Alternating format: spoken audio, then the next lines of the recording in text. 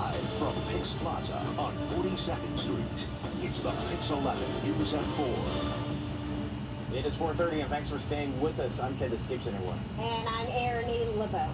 All new at 4, the actor Lilo Brancato, who you might recognize from The Sopranos and A Bronx Tale, on a new mission that's close to his heart. Yeah, he is actually a recovering addict himself and now works at a local rehab center to make a positive impact in his community. And Pix 11's Katie Corrado is in Jersey. She sat down with the actor. Now, Katie, this is quite the redemption story.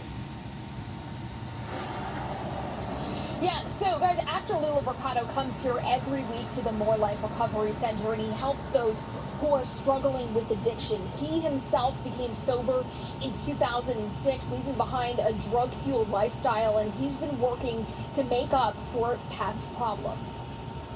All my money went to drugs. Like, I wouldn't eat for like 3 days. Actor Lilo Brancato doesn't shy away from talking about his past in the hopes it will save someone else from a similar fate. When I was at my worst, I was a heroin addict and I was a crack cocaine addict. Brancato rose to fame in the 90s, playing Robert De Niro's son in A Bronx Tale. Sorry, I thought it was alone. I'm just thinking out loud. And later, a wannabe mobster on The Sopranos. Oh, the money. Okay, yeah, sure, for the show.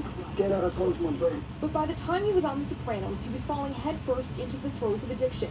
Brancato says he was dabbling in heroin to balance out the manic highs of crack cocaine. Getting into like these, films and television, and just my life just went out of control.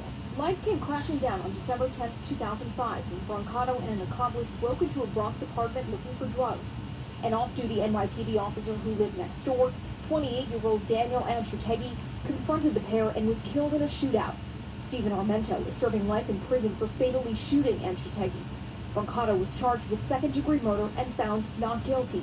He did serve 8 years for attempted burglary, but it still wasn't his rock bottom.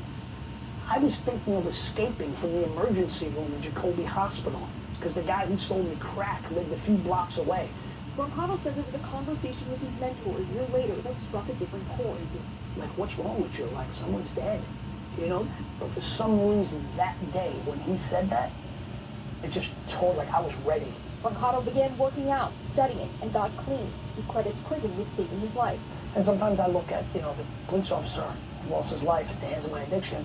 I know his parents, his family doesn't want to hear it this way, but sometimes I think of him as like, he was like my angel. I know it's a very serious thing that I do what I do and not just go waste it because someone did lose their life. He now works to mentor others who are facing addiction at More Life Recovery Center in Metuchen. You have like a real vested interest, like a real personal vested interest in seeing them get better. Brancato says his old life is firmly in the past, but it still fuels the work he does every day. He says he doesn't have contact with Officer Antrategui's family, but if he did, you want to really apologize to them.